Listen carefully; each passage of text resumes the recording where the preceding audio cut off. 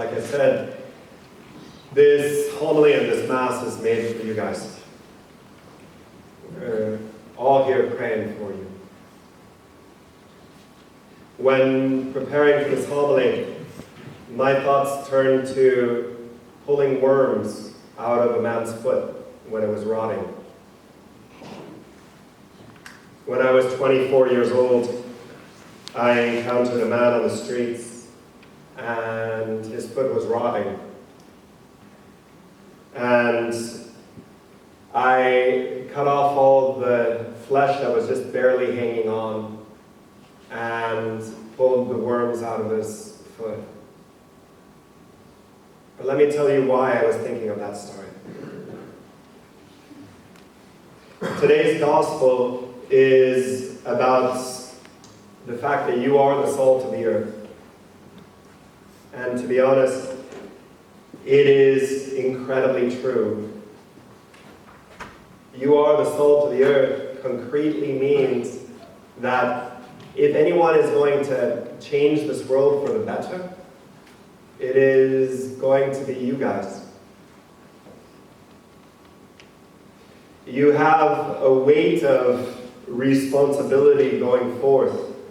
But how do you do it? How do you become a salt of the earth? And what does salt of the earth mean anyways? Salt of the earth is a beautiful expression because it's saying that we're going to be that thing that you put in food that makes it last throughout time. Because when you salt the food, it lasts. Also, it means that you're going to give it life and flavor. When you put a little bit of salt on the food, it comes alive. And how do you get that saltiness inside of you? Because today, it seems that everything is meaningless. Very often, I've held the hands of someone who's about to commit suicide.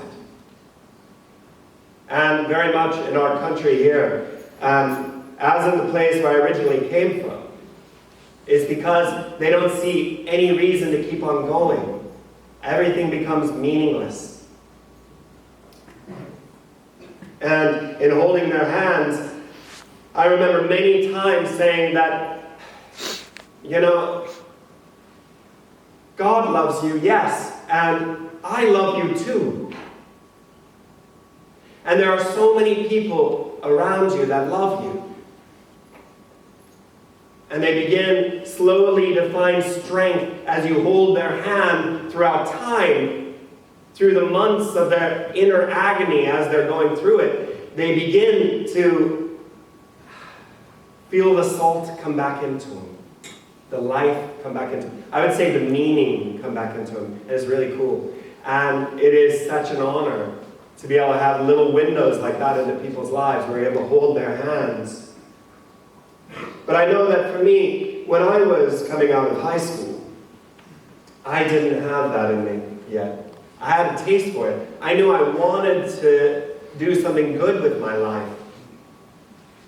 I know I wanted to have that meaning inside me, but I didn't know where to find it, you know? I had no idea where to find it. And for me, it actually started with reading a book called Clockwork Orange, my last semester, right before I left high school. And Clockwork Orange helped me so much.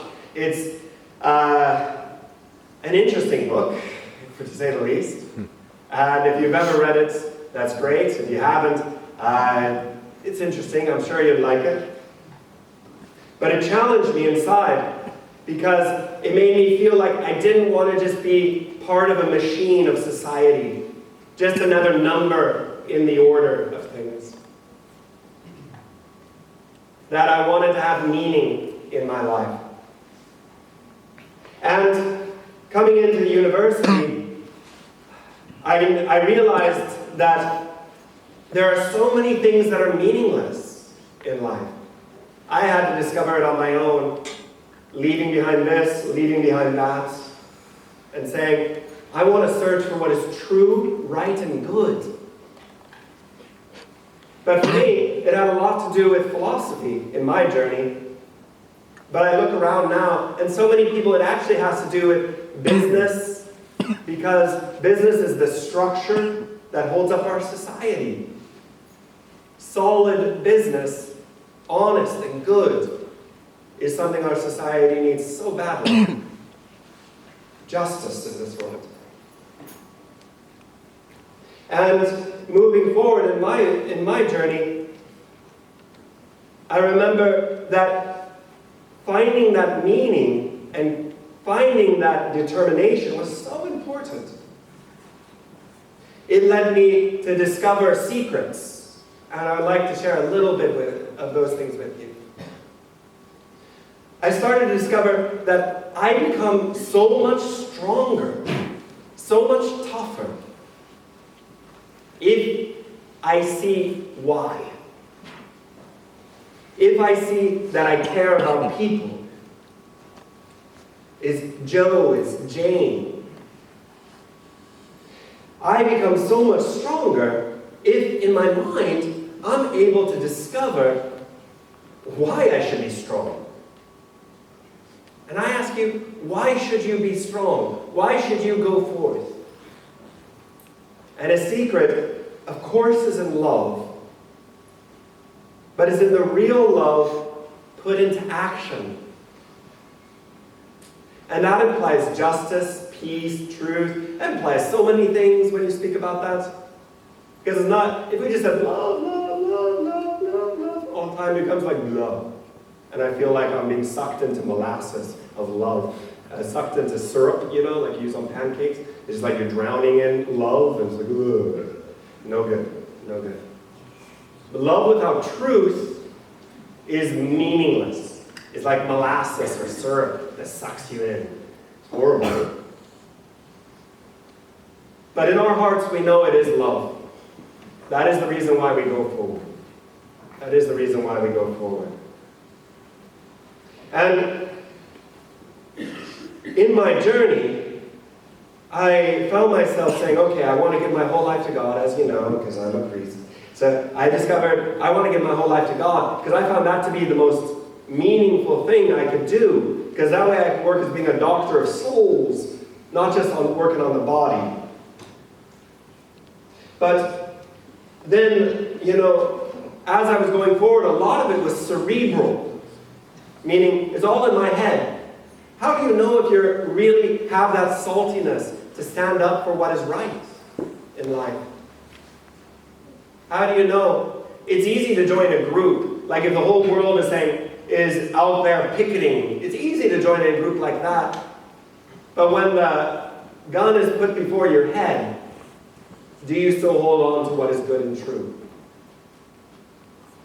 Do you still hold on? When it's you alone, do you still hold on to it? And, I went to the seminary. I got out of the seminary, and my heart was on fire. And I wanted to go off and do good. And so I moved to India, and I worked with AIDS patients, and with the Sisters of Mother Teresa. And while I was working in India, it was beautiful, because I was 24, 25 years old, and I was able to give everything in my heart. I was running around all over the place on my little moped. It was an incredible time. Building this clinic for the dying of AIDS. And we would get them at the last moments of their life. And I remember, as a 24-year-old young man, it was the first time in my life that I was able to really put into action loving a man as he's dying of AIDS. Washing him from head to toe every day. It was the first time in my life where I was able to say, yes, let this saltiness be in me. This inner flavor that gives me life. And never did I feel more alive. But I didn't look for that. You're going to find it too. You're going to find those moments in your life. But it won't be obviously in India, in a particular city, working with AIDS, unless that happens, and that's great. But many times you're going to find that in marriage. Many times you're going to find hard moments where you have to suck it up and come up to your wife and say that you're sorry. Or you're going to have to stand up and remember as you're driving home that your wife has had a tough day and you have to listen to her. Or when your boss is coming down hard, how are you going to react? Are you going to just react like a wounded animal? Or are you going to stand up and see, well, what is true, what is not, and where should I stand? And where should I stand in all this? But for me, I think it all came together in one particular moment when I was driving down the street on my little moped. And I saw a man laying on the street, homeless. And in India, it was much more common to be homeless. And you're homeless not by your own choice very often. Not that people are, but especially over there. And I felt inside of me as I passed this man up that I should stop. And I had gotten about 25 meters past him. So I turned my little moped around and I looked at him and I saw there was something wrong with his foot. I couldn't quite make it out. I saw that his heel was white. The middle of his foot was red and the top of his foot was black. And I walked up to him, I put the moped beside, I walked up and I got within 3 meters from him. And I finally figured out why his foot was black, and I froze. I couldn't move. It was the first time I had ever seen anything like it. And it was black because there was probably 1,000 flies. And I couldn't see any flesh underneath the flies. And I smelled for the first time in my life rotting flesh. And everything in me wanted to run. Everything in me wanted to leave. Luckily, my psychology makes it so I just freeze. So I couldn't run. I just stared at his foot. But then I saw in my peripheral vision 2 sisters walk by, look down, and keep on walking. And it snapped me out a little bit of my emotions, because emotions can cripple you. How you feel can make it so you'll never do what's right. But then I saw these sisters walk by, and then I was like, oh no. Now I'm feeling guilty for not helping, because I'm thinking of the Good Samaritan. The priest walks by, the Pharisee walks by, and they all leave the man on the side of the road, and the Samaritan comes in and picks him up. But then I'm thinking about it, I'm like, no, that doesn't work. I don't want to do it. I want to go. And it must have been about 2 minutes in when finally I found the strength to look at the man's face. And when I saw his face, I saw he is a man. And I snapped out of it. And I knew that he had dignity. And he is worth it.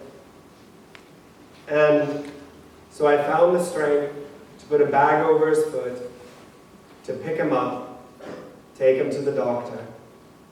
The doctor wouldn't help him. Fight with the doctor. Take him to the side, clean him from head to toe, pick out the worms out of his foot. Cut off anything that was healthy to cut off. Clean him with hydrogen peroxide. And then wait to find the next. And I never knew I had that in me. But I found it because of him. Because of that man.